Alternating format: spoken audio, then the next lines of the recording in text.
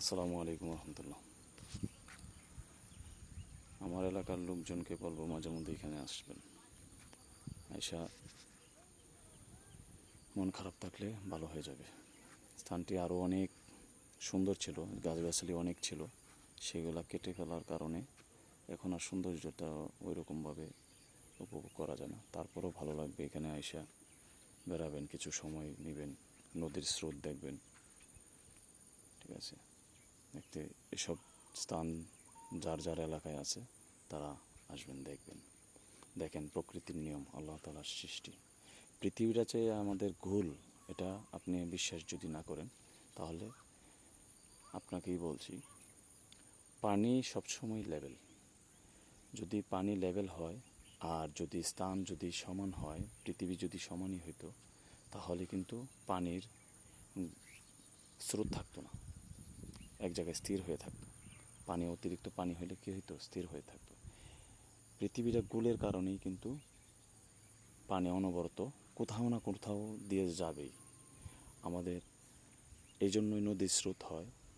ঠিক আছে, আর আমরা এই নদীর স্রোত দেখেন, পানি কিন্তু কোথাও থেমে নাই, চলছে তার গতিতে, প্রকৃতির নিয়মে চলছে।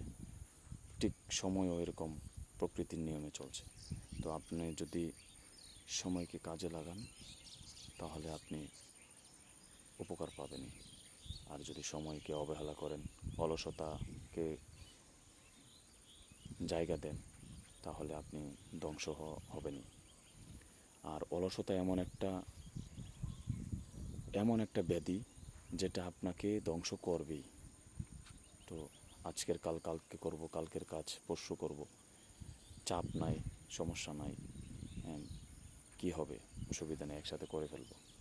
তাহলে আপনি একসাথে করতে গেলে অনেক সময় লাগবে এবং তখন আপনার শরীর ক্লান্ত হয়ে যাবে এবং আপনি অসুস্থ হয়ে যাবেন। তো সময়ের কাজ চেষ্টা করবেন সময়ই করার জন্য, তাহলেই দেখবেন ভালো লাগবে। তো সময়কে মূল্যায়ন করবেন। আশা করি এসব জায়গা খুঁজে খুঁজে বের করে মাঝে মধ্যে বেড়াবেন, আল্লাহ তাআলার সৃষ্টি দেখবেন। যাদের টাকা পয়সা কম আছে তারা এইসব জায়গা খুঁজে বের করবেন, বের করে আল্লাহ তাআলার সৃষ্টি উপভোগ করবেন, নদীর স্রোত সম্পর্কে জানবেন,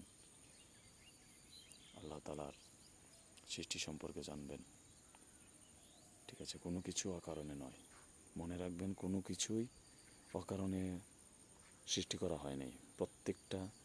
প্রত্যেকটা জিনিসকেই আল্লাহ তাআলা কোনো না কোনো উপকারের জন্য সৃষ্টি করেছেন। হয় প্রকৃতির উপকারের জন্য, মানুষের উপকারের জন্য।